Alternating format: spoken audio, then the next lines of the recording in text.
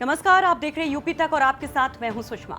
एक बार फिर से यूपी पुलिस की खाकी दागदार हुई है। एक बार फिर से पुलिस की कस्टडी में एक की मौत हुई है। ये खबर आगरा के जगदीशपुर थाना क्षेत्र से जुड़ी हुई है, जहां पर मालखाने में 25 लाख की चोरी की खबर आती है। इन सब के बीच में एक सफाई कर्मी जो थाने पर ही सफाई कर रहा होता है, उसको पुलिस शक के घेरे में लेती है। होता यह है कि ये सफाई कर्मी लापता हो जाता है तो संदेह और बढ़ जाता है। फिर पुलिस इसको ढूंढने की कोशिश में जुटती है, पकड़ में आता है।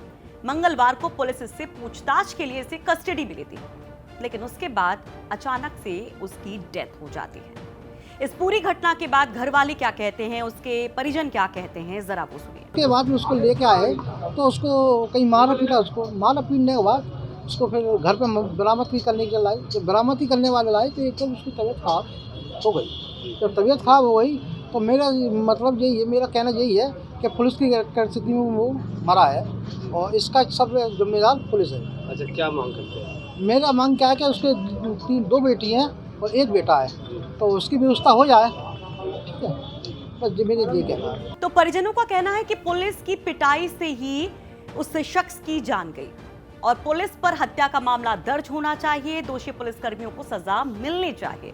लेकिन एसएसपी साहब कुछ और कहानी कहते हैं, जरा वो भी सुनिए कि वो क्या कुछ कहते हैं। एक अरुण नाम का व्यक्ति को पुलिस ने लिया है, उनसे पूछताछ किया है और पूछताछ में उन्होंने बताया हमने घटना का किया है, अंजाम दिया है और हमने पैसा घर पे रखा हूं।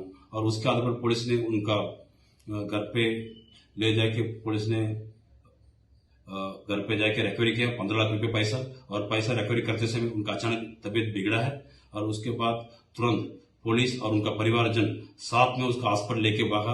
हॉस्पिटल लेके भागते हुए वहां हॉस्पिटल में जाने के बाद हॉस्पिटल में डॉक्टर ने ब्लड डेथ घोषित किया है। लेकिन अब भाई, क्योंकि मामला ये वाल्मीकि समाज से जुड़ा हुआ है तो इस पर एक तरफ काफी आक्रोश है वाल्मीकि समाज का, सफाई कर्मचारी काफी ज्यादा आक्रोशित हैं, तो सियासत भी इस पर अब तेज हो चुकी है।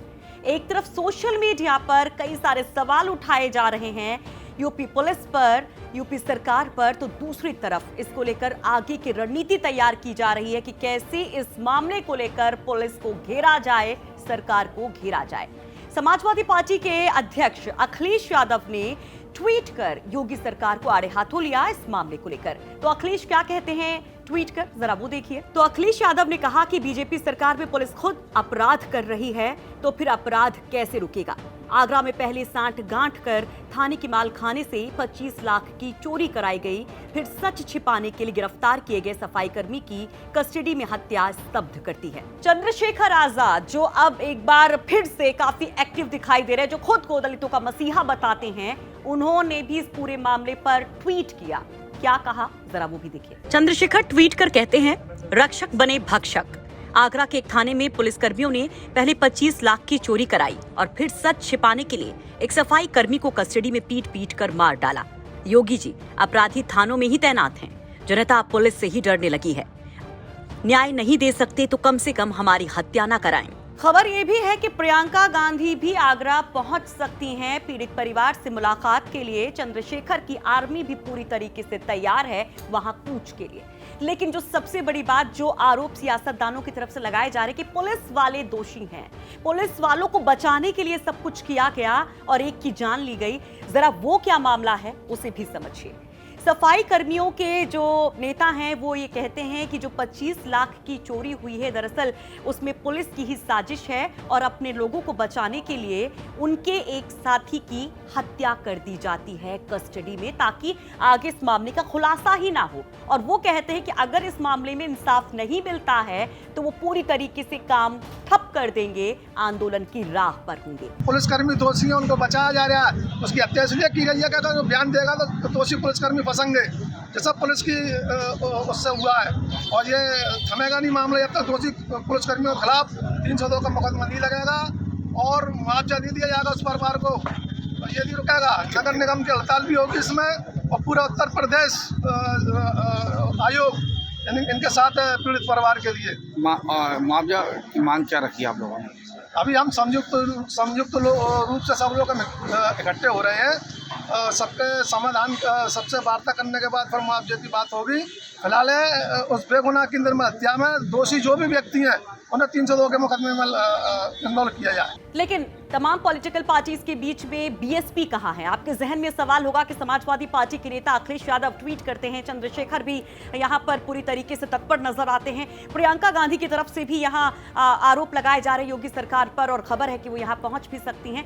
बीएसपी कहां है? बीएसपी के जिला अध्यक्ष मौके पर पहुंचते हैं, काफी आक्रामक नजर आते हैं और पुलिस पर कई गंभीर आरोप वो भी लगा जाते हैं। सफाई कर्मचारी की जो पुलिस कस्टडी में मौत हुई है, इससे ज़्यादा और गलत काम क्या होगा?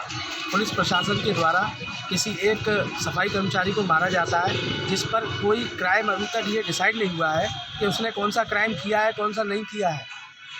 ये नियम कानून के तहत, संविधान के तहत जो धारा है उनके तहत लगता, उसके बाद कोई डिसाइड हो सकता था। पुलिस कस्टडी में अगर ये इस तरीके की घटना हुई है तो ये बहुत ही निंदनीय है। इसके लिए कम से कम 1 करोड़ रुपए का मुआवजा और उनके घर में कम से कम गस्टेड अधिकारी की एक पोस्ट उनके घर में मिलनी चाहिए।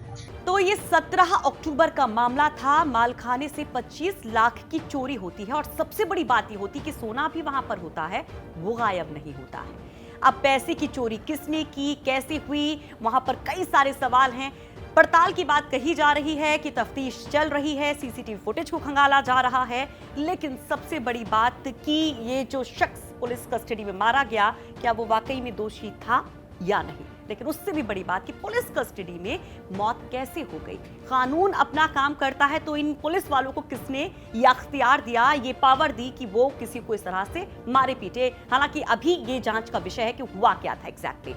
लेकिन आप इसको भी देखिए, चलते चलते एक डेटा आपको दे देते हैं कि कैसे पुलिस कस्टडी के मामले में यूपी नंबर 1 होता है और ये मामले अभी भी थमते नजर नहीं आते हैं। आपको याद होगा कि हमने एक रिपोर्ट दिखाई थी 27 जुलाई को एनएचआरसी के आंकड़ों को लेकर। जब सवाल पूछा जाता है कि पुलिस कस्टडी में डेथ के आंकड़े क्या हैं, हत्या पुलिस कस्टडी में मौत के आंकड़े क्या हैं, तो उस पर खुद केंद्रीय गृह राज्य मंत्री नित्यानंद राय आंकड़े पेश करते हैं और उन आंकड़ों से यह खुलासा होता है कि यूपी नंबर 1 है इस मामले में।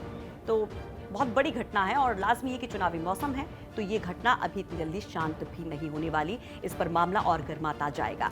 हम ये रिपोर्ट भेजी आगरा से हमारे सहयोगी अरविंद शर्मा ने।